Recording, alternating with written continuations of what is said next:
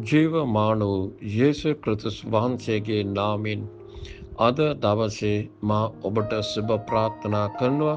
ස්වාමින් වහන්සේගේ ප්‍රීතිය සතුට සමාදානය සමග දෙවියන් වහන්සේගේ සියලුම ආශිර්වාද පිරුණු දවසක් වේවා කියලා. ආමෙන්. ප්‍රමෝන්තන අපි දේවාකට රෝම 8 වෙනි පරිච්ඡේදයේ 5 සහ 6 පදවලට මක්නිසාද මානසික ලෙස සිටින්නෝ මානසික දේවලටද ආත්මික ලෙස සිටින්නෝ ආත්මික දේවලටද ඇලුම් වෙති. මාංශයේ ඇල්ම මරණය, නමුත් ආත්මයේ ඇල්ම ජීවනය හා සමාදානය. ආමෙන්. ප්‍රමෝන්තන අපි මේකට මාතෘකාවක් යොදා ගනිමු.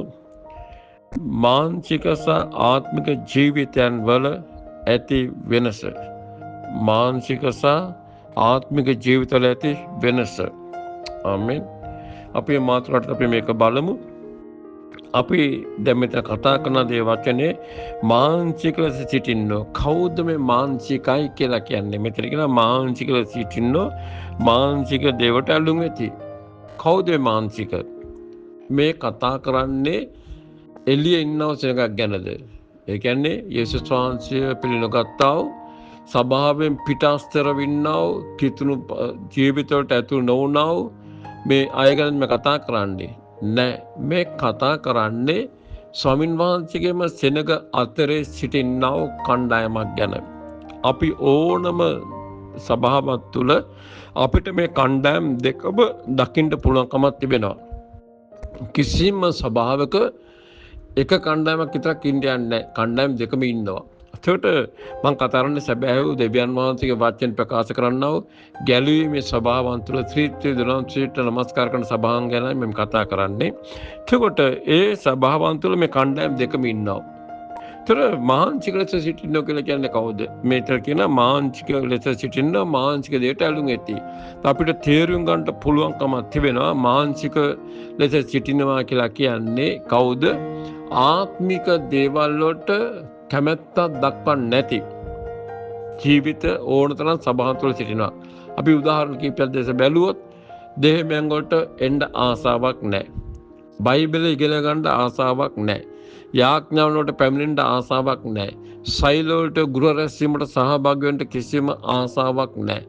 සභාවේ දේව රාජ්‍යයේ වැඩ දෙසා උනන්දුවක් නැහැ.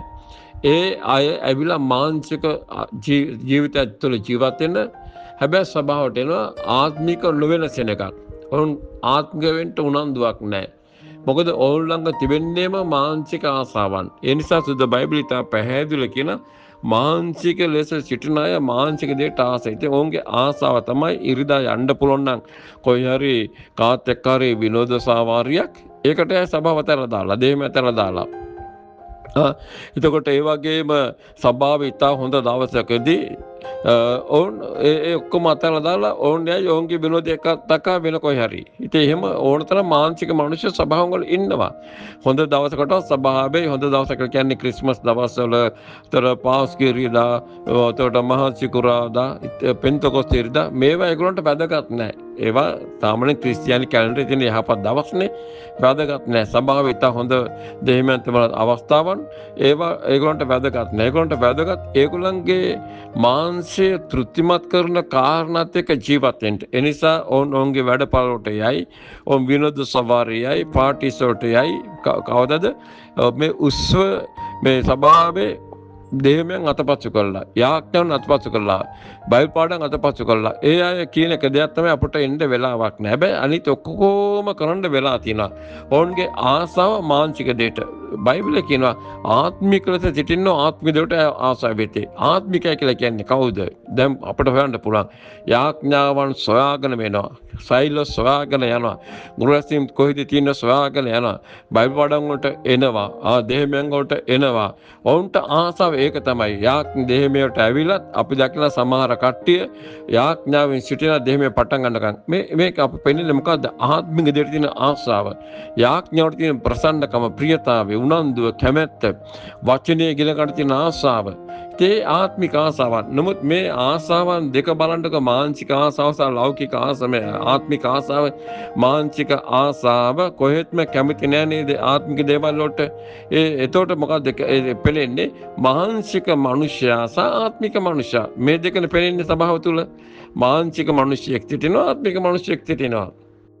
එතකොට දැන් මානසික මනුෂ්‍යයා තමයි ආත්මික වෙන්න ඕනේ. දැන් ඔබ හිතනවා ඔබ ආත්මික මනුෂ්‍යයෙක් කියලා. ඔබ තුල සිටේ මානසික මනුෂ්‍යයෙක්. මා තුල සිටේ මානසික මනුෂ්‍යයෙක්. ඒතර අපි මේ මානසික මනුෂ්‍යව තමයි ක්‍රිස්තුස් වහන්සේ තුලට ආවට පස්සේ ආත්මික බවට පරිවර්තන වුණේ. ඒක තමයි ගැල්වීම, ඒක තමයි හාස්කම, ඒක තමයි ප්‍රාතිහාර්ය අපේ ජීවිතය තුළ සිදු වුණ. අදලා අපිට දේවාක්‍ය ප්‍රකාරයට අපි මේ මානසික මනුෂ්‍යයා තමයි කුරුසියට ගෙන ගියේ. ඇදිහිලා කරුණටගෙන. ඒතර අද අපි ජීවත් වෙන්නේ ආත්මෙන්. මේක තමයි ආත්මය. ඒතර ඒ නිසා අපිට තිබෙන්න ඕනේ ආත්මික ආසාවන්. දේමයන් කොට යන්න ඕනේ, යාඥා වලට යන්න ඕනේ, බයිබල් පාඩම් වලට අපි යන්න ඕනේ. එතකොට අපි ගුරු රැස්වීම වලට අපි යන්න ඕනේ. සුබරාජ්‍ය සේවයෙන් අපි නිරත වෙන්න, තවත් කාටරි පත්‍රිකාවක් දෙන්න ඕනේ. දේව රාජ්‍ය නිසා සභාව නිසා අපි කළ හැකි දේවල්ට අපි කැප වෙන්න ඕනේ. ඒවා ආත්මික දේවල්. ගණයට වැටෙන දේවල් ඒවට පිපාසයක් තිබෙන්න ඕනේ. ඒත් මානසික මනුෂ්‍යයා හැම තිස්සෙම කියන අනේ මට වෙලා නැහැනේ, මට එන්න පුළුවන් කමක් නැහැනේ, මට නිවාඩු ගන්න විදියක් නැහැනේ ඔෆිස් එකෙන්, මට ගෙදර ප්‍රශ්න තියෙනවානේ, මට අරයාගේ ප්‍රශ්න තියෙනවා, මෙයාගේ ප්‍රශ්න තියෙනවා, සමහර අය කියන අපිට පුරුෂයාගේ ප්‍රශ්න තියෙනවලු, සමහර පුරුෂයෝ කියන භාර්යාගේ ප්‍රශ්න තියෙනවලු, සමහර දරුවෝ කියන දෙමාපියන්ගේ ප්‍රශ්න තියෙනවලු. මේ වගේ අපිට ඕන තරම් මිනිස්සු සභාව තුළ කියලා තියෙනවා, මට කියලා තියෙනවා ඕන තරම් මිනිස්සු අපි ඉන්න සභාව තුලත්. එතකොට ඒගොල්ලෝ නිදහසට කාරණා කියනවා.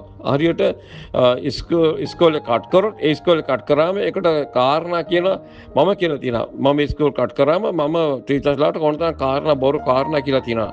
ඒ වගේ නිදහසට කාරණා. ඒතකොට ඔක්කොම බොරු. ඒව ඇත්ත කාරණා නෙවෙයි.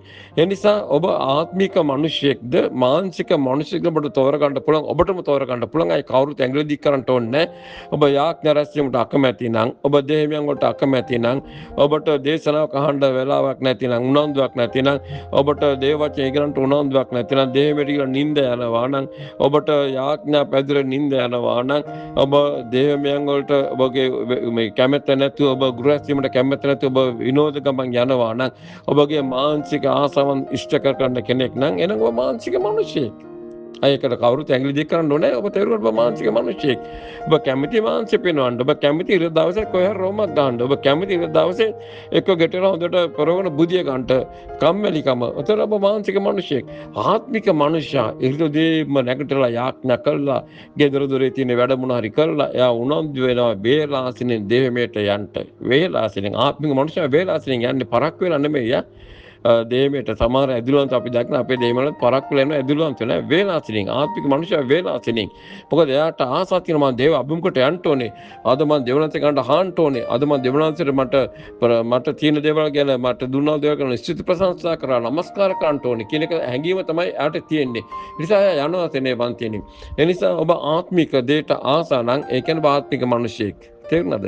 ඒ නිසා දැන් ඔබ තේරුම් ගන්න ඔබ මොනවටද ආසාව දක්වන්නේ, වඩා කැමැත්ත දක්වන්නේ, වඩා මූල් තැන දෙන්නේ කාටද, මොනවටද? මානසික දෙයටද, ආත්මික දෙයටද?